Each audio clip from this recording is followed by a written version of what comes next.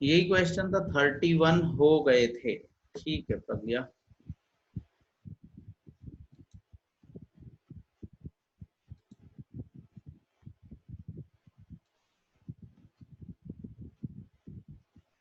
Thirty one हो गए थे। तो अगले टाइप पे आते हैं भाई। पिछले टाइप में किसी को कोई दिक्कत नहीं होनी चाहिए, अगर है तो बताएं।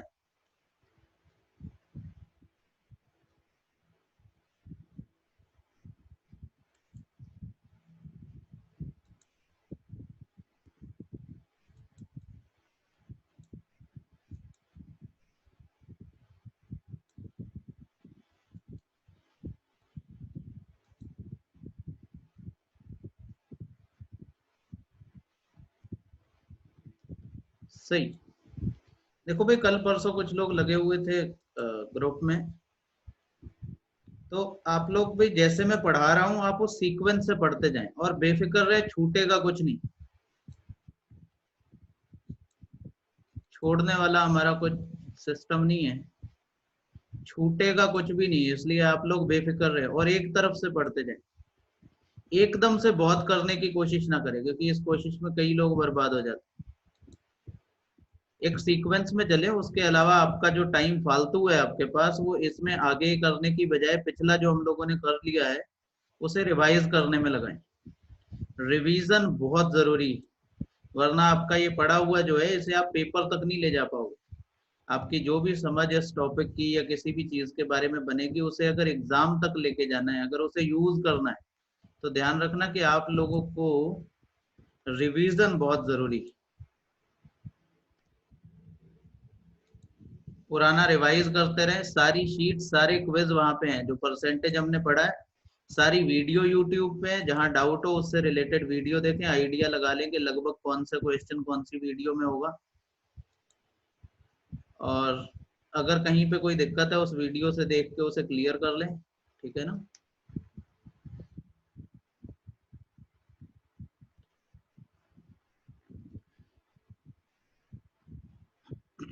देखें फिर क्वेश्चन नंबर 32। ये कॉन्सेप्ट बहुत पुराना है, बहुत सारे लोग जानते हैं, कोई खास बात इसमें नहीं है, लेकिन जैसा मैंने कहा कि हम कुछ छोड़ नहीं सकते। ठीक है ना। छोड़ कुछ नहीं सकते हम लोग, सब पढ़ाएंगे, क्योंकि नए स्टूडेंट भी है, पुराने स्टूडेंट भी है, तो पुरानों को अगर कुछ आता है। मुकेश, आप अपना ना, मैं आपका वीडियो ऑफ कर रहा हूँ तो आप अपना वीडियो ऑन ना करें। अगर आवाज ना आ रही हो तो कॉर्नर में देखो एक वो आता होगा, ज्वाइन ऑडियो। ठीक है ना, ज्वाइन ऑडियो करके एक साइन आता होगा कॉर्नर में आपके ऐप के, उसको टच करें, आपको आवाज आने लगे। देखो भाई, ये आसान है, समझते हैं इस बात को। ध्यान से समझना, पूरा कॉन्सेप्ट बताऊंगा कि इसके पीछे की कहानी क्या है और आपको करना क्या है। कह रहा है ए बी का रेशियो 2:3 है और बी सी का रेशियो 2:3 है। इसमें ध्यान से देखो, ए बी और बी सी में बी कॉमन है, बी कॉमन है। और अगर मैं आपसे कहूं एक बार कि ए के पास 5 रुपए है, बी के पास 15 रुपए है, अगली बार मैं कहूं कि बी के पास 30 रुपए है और सी के पास 45 रुपए है, तो बात थोड़ी कंफ्लिक्टिंग हो गई। कि एक बार तो आप कह रहे हो बी के पास 15 रुपए, एक बार कह रहे हैं 30 रुपए। तो असल में हम ये नहीं कह रहे एग्जैक्ट के इनके पास 15 और 30 रुपए, हम कह रहे हैं कि इतने रेशियो में, अगर ए के रिस्पेक्ट में देखें तो ए से 3 गुने, और अगर बी के रिस्पेक्ट में देखें तो बी का 3/2, 2/3 गुने। समझ रहे बात को। तो कॉन्सेप्ट को समझने की कोशिश करना, जब इस तरह का क्वेश्चन दिया जाता है तो उसमें एक वैल्यू कॉमन होती है, कॉमन। जैसे यहाँ पे देखो कि ए और बी का रेशियो क्या है, 2:3। वो जो बिल्कुल नए हैं वो बहुत ध्यान देना। और बी और सी का रेशियो क्या है, बी और सी का रेशियो क्या है, 2:3। तो ऐसे में ध्यान से देखो कि बी कॉमन है, बी इसमें भी है, इसमें भी है। अगर हमें ए बी और सी तीनों का रेशियो लिखना हो, तो बहुत जरूरी है कि बी कॉमन होना चाहिए, बी सेम होना चाहिए, सिमिलर। जब यहाँ पे कह रहा है कि बी 3 है और यहाँ पे कह रहा है कि बी 2 है, तो ये 2 और 3 नहीं हो सकता है, इसको कोई एक वैल्यू बनाना पड़ेगा। तो ऐसा करने के लिए हम इसे इसके एलसीएम में चेंज कर देते हैं, 2 और 3 का एलसीएम। कोई ऐसा नंबर जो 2 से भी कटे और 3 से भी कटे, 6 होता है। अगर हम इस पूरे नंबर को 2 से मल्टीप्लाई कर दें और इस पूरे को 3 से मल्टीप्लाई कर दें तो जरा ध्यान से देखो रेशो क्या आएगा, 4:6, और 3 से इसे मल्टीप्लाई कर देंगे तो क्या रेशियो आएगा, 6:9। समझना बात को, अभी ये सब करना नहीं है लेकिन मैं आपको बेसिक समझा रहा हूँ। 4 और 6, अब ध्यान से देखो, ए 4 है, बी 6 है, देखो बी दोनों जगह 6 है, यहाँ भी 6 है, यहाँ भी 6 है, तो बी 6 है और सी 9 है।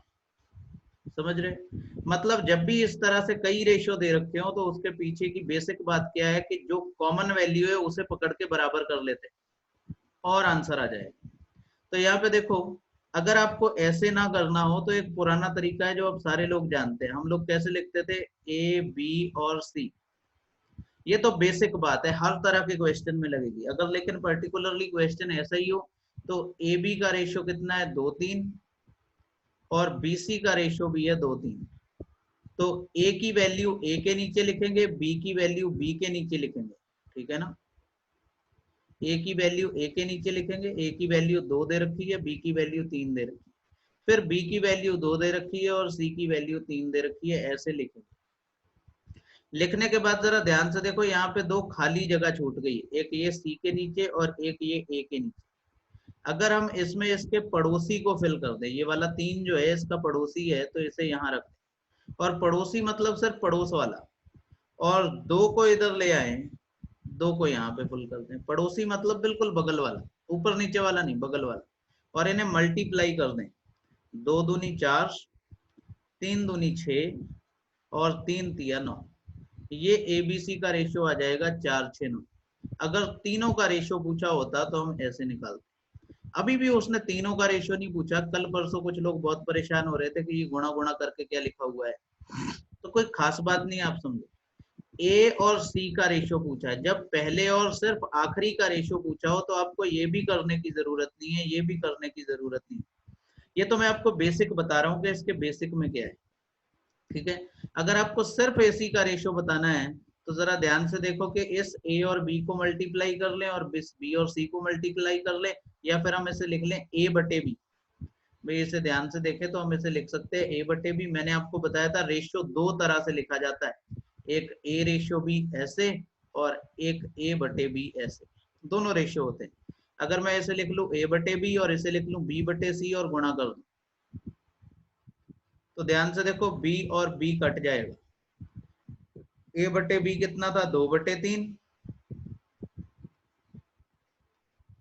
और बी बटे सी कितना था, 2/3। तो अगर आप इन्हें मल्टीप्लाई करोगे तो 2 दूनी 4, ए का रेशियो आ जाएगा 4 और सी का रेशियो आ जाएगा 3 तिया 9। तो आंसर कितना होना चाहिए, 4:3। समझना बात को, इसमें बहुत कुछ नहीं करना होता है। अगर आपको पता है कि पहले और आखिरी का ही रेशियो पूछा है, देखो इसमें कहीं पे भी किसी क्वेश्चन में कुछ लिखने जैसी बात नहीं होती है, लेकिन बेसिक है तो समझा रहा हूँ, क्योंकि जब क्वेश्चन उलझेंगे तब बेसिक की जरूरत पड़ेगी।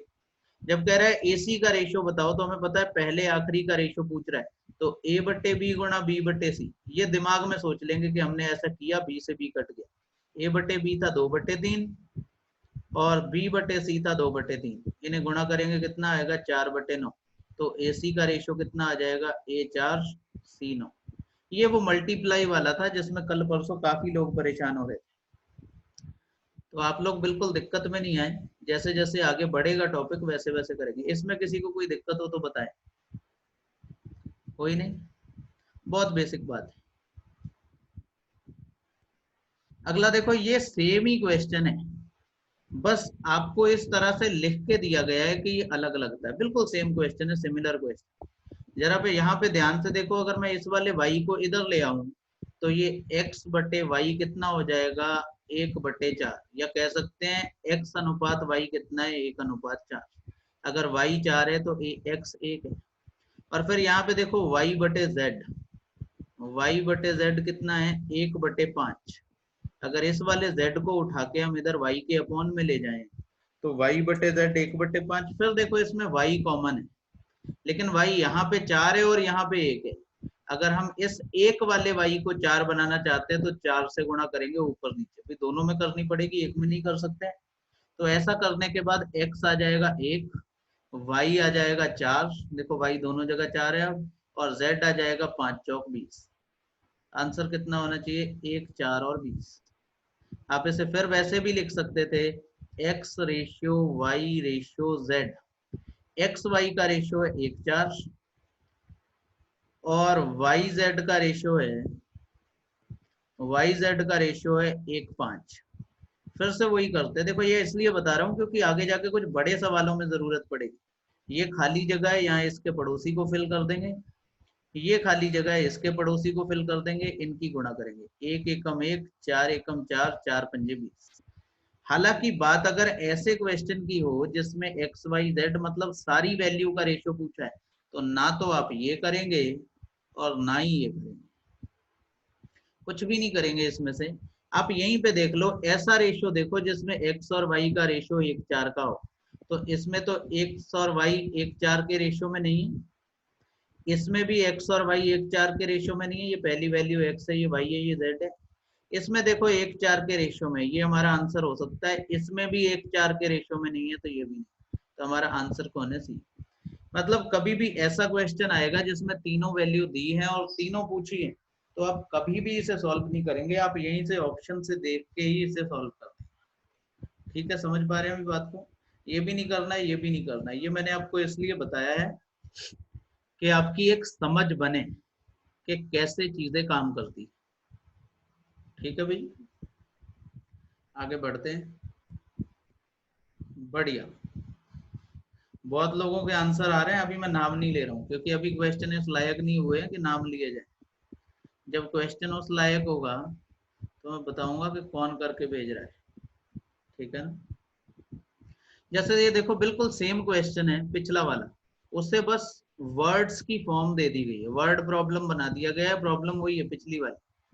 कह रहा है 2650 रुपए को एबीसी में इस तरह बांटा कि ए और बी और सी का रेशियो 2, 5 और 4, 5 के अनुपात में है, तो प्रत्येक द्वारा प्राप्त राशि ज्ञात करें। सही है। पहले तो अगर आपको एक क्वेश्चन करना ही हो तो आपको इसे ना तो लिखना है ना एबीसी का रेशियो निकालना है, कुछ भी नहीं, कोई जरूरत ही नहीं। आप ये देख लो कि ए बी का रेशियो 2, 5 दिया है, तो ऑप्शन में ऐसा कौन सा रेशियो है?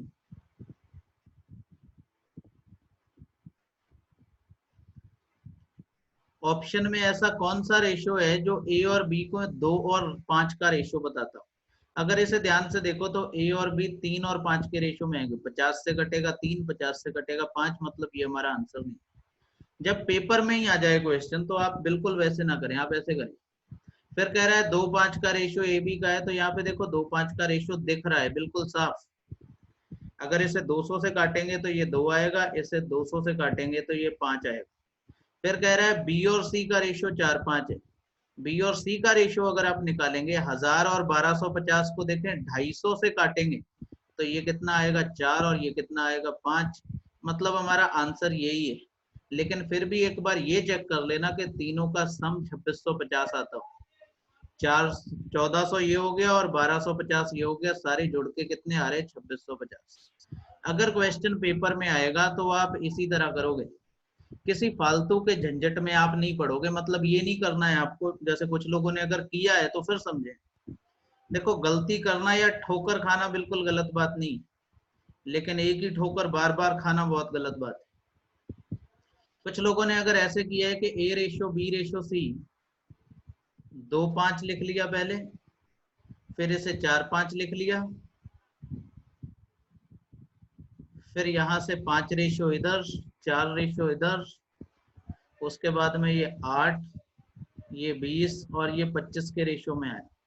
फिर ए की वैल्यू निकाली, अगर ए की वैल्यू निकालनी है कैसे निकालेंगे? 2650 गुणा ए की वैल्यू है 8, कितने में से? 25, 20, 45 और 8 53 में से, फिर 53 से इसे काटा। तो ये सब अगर आपने किया है तो आपने गलत किया है, क्योंकि जब तक हमसे क्वेश्चन और उसका आंसर रिक्वायर नहीं करेगा, वो हमसे मांगेगा नहीं, तब तक आप ऐसे नहीं करेंगे। तो आगे से ध्यान रखें, अगर किसी ने ऐसे किया है तो ये गलत अप्रोच है। देखो भाई, तरीका पता होना, इसीलिए हम कहते हैं कि सिर्फ आपको क्वेश्चन सॉल्व करना आता है, इससे आपका सिलेक्शन नहीं होता। सिलेक्शन होने के लिए प्रेजेंस ऑफ माइंड बड़े मायने रखता है। आपको पता होना चाहिए कि कौन सा क्वेश्चन कैसे करना है। और जब तीनों की वैल्यू दे रखी हो तो कभी ये अप्रोच सही नहीं है। हाँ, अगर तीनों की वैल्यू ना देके एक की वैल्यू दे रखी हो तो आपके पास ज्यादा रास्ते नहीं बचते। तो जैसा क्वेश्चन होगा उस हिसाब से देखें। ठीक है भाई। हिमांशु कह रहे हैं ये पगलई मैंने की है अभी। हाँ, तो आगे से ना करें। देखो, पगलई करना कोई गलत बात नहीं है, पगलई बहुत अच्छी चीज होती।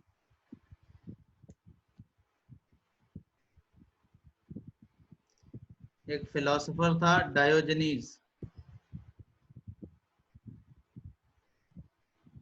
फिर करेंगे बात डायोजनीज की। देखो, लाइव क्लास में हो नहीं पाता है, माहौल सा नहीं बनता है, वरना वैसे क्लास में कहानी का बड़ा मजा आता है ना।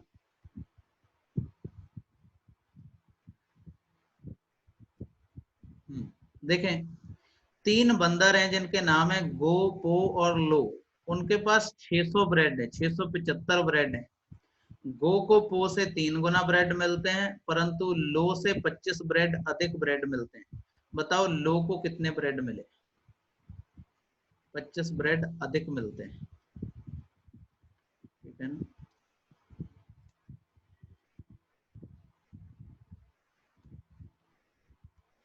Three monkeys, Go, Po, and Lo together have 365 loaves of bread. Go has got 3 times as much as Po, but 25 loaves more than Lo. How many does Lo have? Lo के पास कितने ब्रेड हैं? ठीक है ना। Good morning प्रीति। मैं late हो गई आज, कोई बात नहीं। देर आए दुरुस्त आए। लेट होना बुरी बात नहीं। आप दौड़ में देर से दौड़े इससे फर्क नहीं पड़ता, अगर आप पुराने चले हुए लोगों की दौड़ को पूरा कर सकते हो उतनी देर में। ठीक है ना। तो देखो, ये आसान सवाल है। अभी ध्यान से देखो, अभी यहाँ पे बिल्कुल सिमिलर क्वेश्चन नहीं, थोड़ा सा हाइब्रिड किया है उसी सवाल को, पुराने वाले को। गो, पो और लो तीन बंदर हैं, नाम भी अच्छे हैं इनके। गो, पो, लो। सही है। कह रहा है इनके पास 675 ब्रेड है। गो को पो से 3 गुना ब्रेड मिलते हैं। गो को पो से, अगर पो को एक ब्रेड मिलता हो तो गो का रेशो उसके रिलेशन में 3 होगा। ये देखो, 3 गुना। रेशियो लिखना सीखें। जिससे हम पहले कंपेयर करेंगे उसे एक ही मान लेते हैं, एक का 3 गुना। फिर कह रहा है परंतु लो से 25 ब्रेड मिलते हैं। गो को पो से 3 गुना, लेकिन गो को लो से। देखो, लैंग्वेज को समझना, ये आपने रीजनिंग में पढ़ा होगा किसी कि किसको किससे कनेक्ट करना है। गो को पो से 3 गुना मिलते हैं, परंतु लो से किसे? गो को लो से 25 ब्रेड ज्यादा मिलते हैं। देखो, गो को जो है ज्यादा ब्रेड मिलते हैं लो से।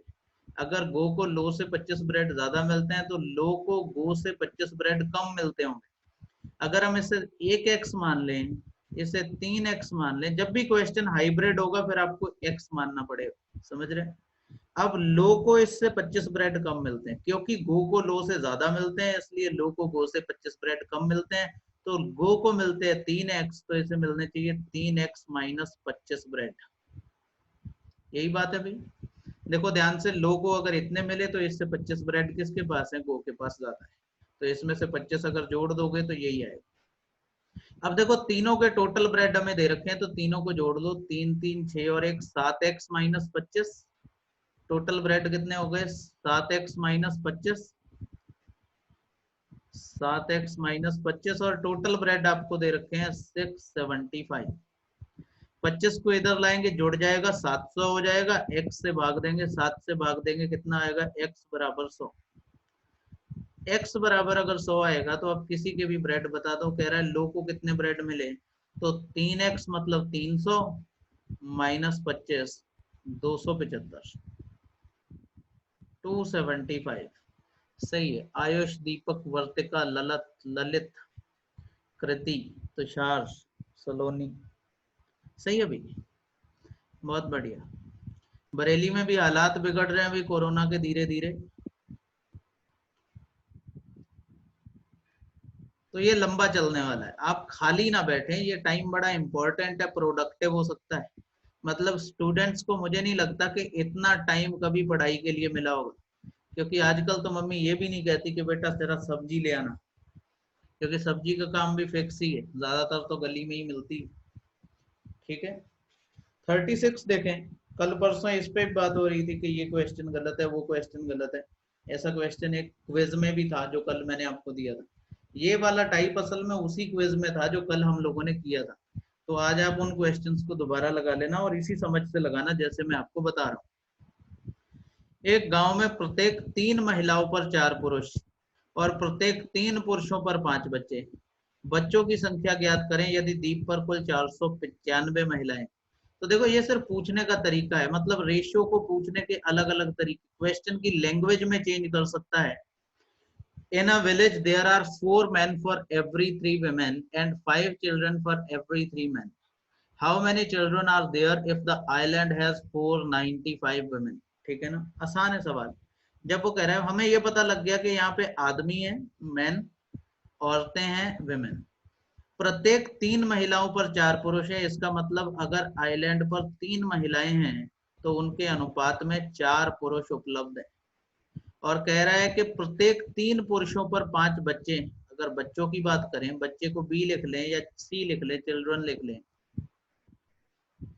कह रहा है कि प्रत्येक 3 पुरुषों पर 5 बच्चे, अगर 3 आदमी मान लें तो उनके रेस्पेक्ट में 5 बच्चे। ठीक है, तो वो पूछ रहा है कि बताओ अगर 495 महिलाएं हैं तो बच्चे कितने हैं, सेम ही क्वेश्चन। तो फिर से देखो यहाँ पे खाली जगह है तो 3 लिख लें, यहाँ पे खाली जगह है तो 4 लिख लें। इन्हें गुणा करेंगे तो ये आ जाएगा 20, ये 12 और ये 9।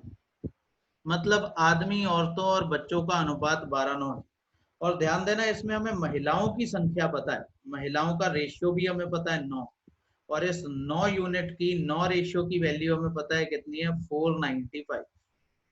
मैंने कल भी आपको सिखाया था कि कैसे रेशियो लिखना है, तो ध्यान देना रेशियो कैसे लिखना है भी। ये जो वैल्यू है इसे ऊपर लिखते हैं और इसकी रेशियो वैल्यू को नीचे लिखते हैं। तो 9 रेशियो की वैल्यू में दे रखी है 495। हमसे पूछा है बच्चे कितने हैं, बच्चों की संख्या देखो, तो बच्चे हमारे हिसाब से रेशियो में कितने हैं, 20। तो हमें 20 की वैल्यू फाइंड करनी है। ठीक है, तो अगर हम इसे सॉल्व करेंगे तो 9 पंजे 45, 9 पंजे 45, 55 इंटू 2 110, मतलब 1100। आंसर होना चाहिए सी। बढ़िया। आयुष, तुषार, वर्तिका, ऋतिक, सलोनी, अभिजीत, रूप, अनुभव। सही है भी। ये वीडियो ऑफ करें भी, वीडियो किसकी चल रही है?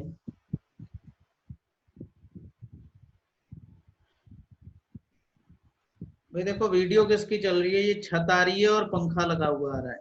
तो अब अपनी वीडियो ऑफ कर लें। मैं कर दूं? चलो मैं ही कर देता हूँ। राशिद, आपकी चल रही थी भाई, आप शायद नए हैं इसलिए आपको कुछ आइडिया नहीं। आप अपनी वीडियो हमेशा ऑफ रखें। सही है भाई, इसमें किसी को कोई डाउट हो तो बताएं। हालांकि आप इसे थोड़ी समझ से कम भी कर सकते थे। जैसे मैंने आपको बताया कि आपको 3 की बात की गई है, लेकिन इस तरह के क्वेश्चन में कंफ्यूजन होगा कि किसके बटे में किसे रख दें। जैसे यहाँ पे महिलाएं और पुरुष हैं, यहाँ पे पुरुष और बच्चे हैं, तो आपको पता है पुरुष कॉमन है। तो आप ऐसे भी लिख सकते थे जैसे हमने पहले बताया कि पहला और आखिरी निकालना है। तो 4 पुरुष है 3 महिलाएं हैं, तो 3/4 लिख देते, महिला बटे पुरुष, फिर पुरुष और बच्चे, 3 पुरुषों पर 5 बच्चे, 3/5। अगर ऐसा करते तो ये क्योंकि महिलाएं लिखी है हमने, ये बच्चे लिखे हैं, पुरुष से पुरुष तो कट जाता है, इसका मतलब ये 9/20 आएगा। जिसमें 9 की वैल्यू आपको पता है, 9 की वैल्यू कितनी है, 495। तो 9 से इसे काटेंगे, 9 पंजे 45, 9 पंजे 45, और 20 से 45 की गुणा करेंगे तो कितना आएगा, 1100। पर इसमें कभी कभी कंफ्यूजन होता है, तो गलत करने से अच्छा है या तो आप इसे कई बार करें या फिर पहला वाला ही कर दें।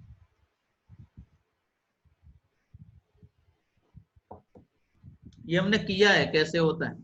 सबसे पहला जो क्वेश्चन था उसमें मैंने आपको बताया था, जरूरत पड़े तो रिवाइज करके देखना।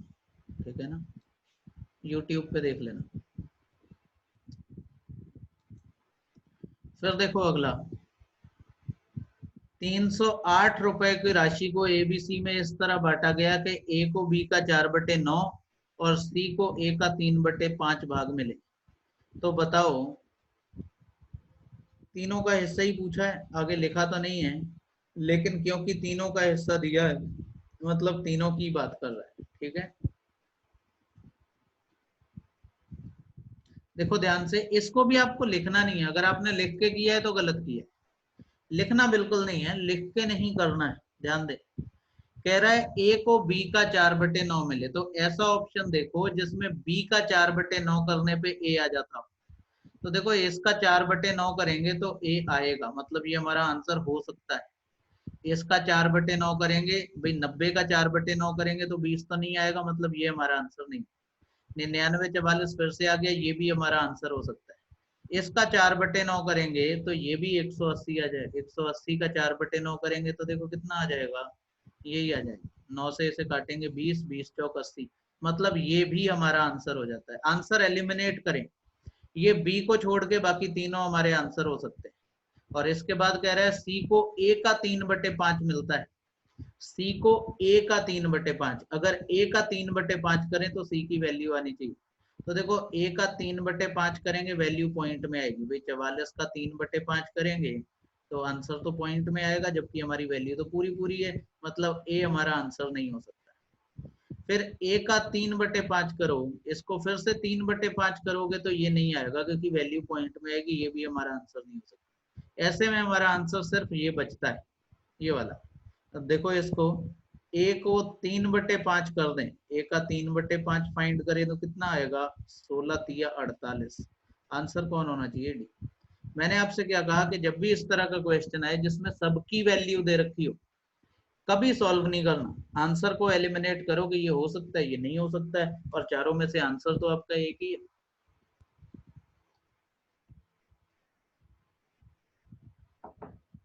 नहीं दिया होता तो हम वही कर रहे होते जो हम करते हैं। मान लो तीनों ना दे रखे होते, कोई एक दे रखा होता, तो ए बी का रेशियो आपको पता है 4:9 है, और सी को ए का 3/5 मिलता है। ध्यान देना, अगर आप इसे समझ नहीं पा रहे हो, सी को ए का 3/5 मिलता है, तो ए को अगर इधर लाओगे तो सी की वैल्यू 3, ए की वैल्यू 5, तो सी को इधर लिख लेते हैं, सी की वैल्यू 3 तो ए की वैल्यू 5। इसे फिर बनाएंगे, इस 5 को इधर लिखो, या आप इसे इसी से गुणा कर लिया करो।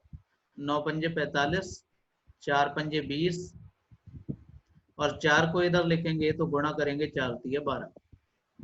12 20 45 का रेशियो आएगा, और इसमें हम डिवाइड कर दें। पर मैं आपको कह रहा हूं कि ये एग्जाम के हिसाब से सही तरीका नहीं है। इस सवाल के लिए जो मैंने पहले कराया वो सही तरीका है। आंसर एलिमिनेट करें भाई, सही है।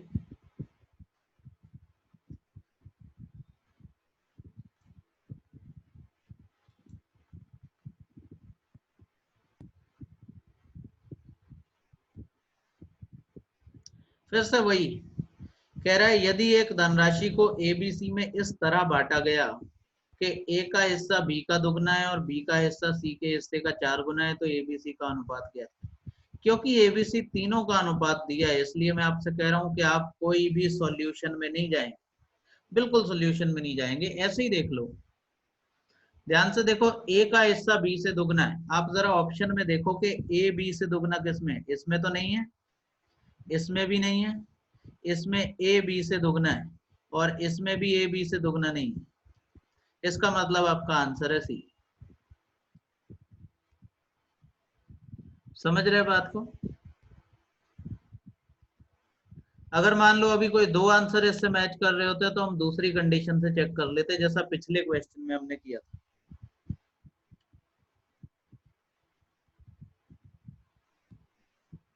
ठीक है भाई, आगे बढ़े।